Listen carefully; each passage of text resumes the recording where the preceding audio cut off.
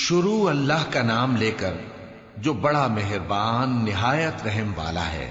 نون، قلم کی اور جو کچھ لکھنے والے لکھتے ہیں اس کی قسم کہ اے پیغمبر صلی اللہ علیہ وآلہ وسلم، تم اپنے پروردگار کے فضل سے دیوانے نہیں ہو، اور بے شک تمہارے لیے بے انتہا اجر ہے، اور یقیناً تم اخلاق کے اعلی مرتبے پر ہو۔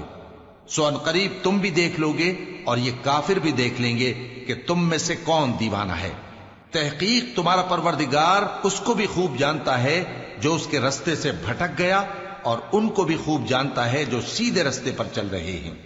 تو تم جھٹلانے والوں کا کہا نہ ماننا۔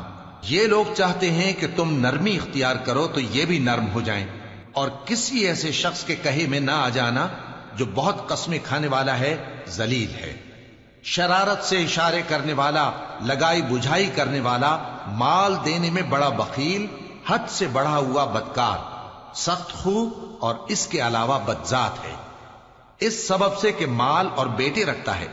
جب اس کو ہماری آیتیں پڑھ کر سنائی جاتی ہیں تو کہتا ہے کہ یہ اگلے لوگوں کے افسانے ہیں، ہم ان قریب اس کی اونچی ناک پر داغ لگائیں گے۔ ہم نے ان لوگوں کی اسی طرح آزمائش کی ہے جس طرح باغ والوں کی آزمائش کی تھی، جب انہوں نے قسمیں کھا کھا کر کہا کہ صبح ہوتے ہوتے ہم اس کا میوہ توڑ لیں گے، اور انشاءاللہ نہ کہا۔ سو وہ ابھی سو ہی رہے تھے کہ تمہارے پروردگار کی طرف سے راتوں رات اس پر ایک آفت پھر گئی، تو وہ ایسا ہو گیا جیسے کٹی ہوئی کھیتی۔ پھر جب صبح ہوئی تو وہ لوگ ایک دوسرے کو پکارنے لگے کہ اگر تم کو کاٹنا ہے تو اپنی کھیتی پر سویرے ہی جا پہنچو۔ سو وہ چل پڑے اور آپس میں چپ کے کہتے جاتے تھے کہ آج وہاں تمہارے پاس کوئی فقیر نہ آنے پائے، اور کوشش کے ساتھ سویرے ہی جا پہنچے، گویا پیداوار پر قادر ہیں۔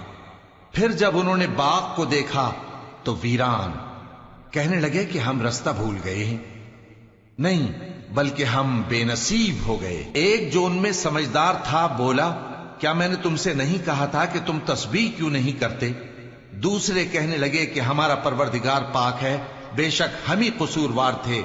پھر لگے ایک دوسرے کی طرف رخ کر کے ملامت کرنے، کہنے لگے ہائے شامت، ہم ہی حد سے بڑھ گئے تھے، امید ہے کہ ہمارا پروردگار اس کے بدلے میں ہمیں اس سے بہتر باغ عنایت کرے۔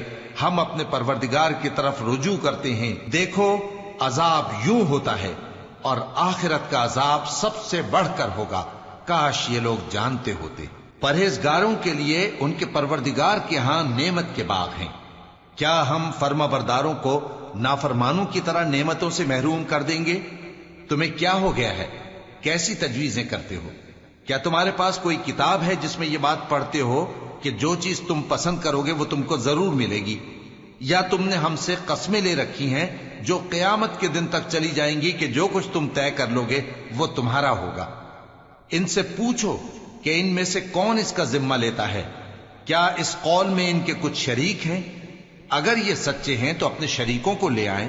جس دن پنڈلی سے کپڑا اٹھا دیا جائے گا اور کفار سجدے کے لیے بلائے جائیں گے، پھر وہ سجدہ نہ کر سکیں گے، ان کی آنکھیں جھکی ہوئی ہوں گی اور ان پر ذلت چھا رہی ہوگی، حالانکہ پہلے اس وقت سجدے کے لیے بلائے جاتے تھے جبکہ وہ صحیح و سالم تھے۔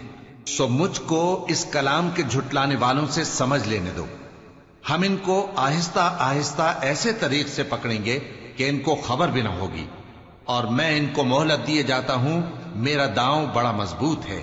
اے نبی، کیا تم ان سے کچھ معاوضہ مانگتے ہو کہ ان پر تاوان کا بوجھ پڑ رہا ہے، یا ان کے پاس غیب کی خبر ہے کہ اسے لکھتے جاتے ہیں؟ سو اپنے پروردگار کے فیصلے کا انتظار کیے رہو، اور مچھلی کا لقمہ ہونے والے یونس کی طرح نہ ہونا کہ انہوں نے اپنے رب کو پکارا جبکہ وہ دل ہی دل میں گھٹ رہے تھے۔ اگر ان کے پروردگار کی مہربانی ان کو نہ سنبھال لیتی تو وہ چٹیل میدان میں ڈال دیے جاتے مذموم حالت میں۔ پھر ان کے پروردگار نے ان کو برگزیدہ کر کے نیکوکاروں میں شامل کر لیا۔ اور کافر جب یہ نصیحت کی کتاب سنتے ہیں تو یوں لگتے ہیں کہ تم کو اپنی نگاہوں سے پھسلا دیں گے، اور کہتے ہیں کہ یہ تو دیوانہ ہے۔ اور لوگوں، یہ قرآن تمام جہانوں کے لیے نصیحت ہے۔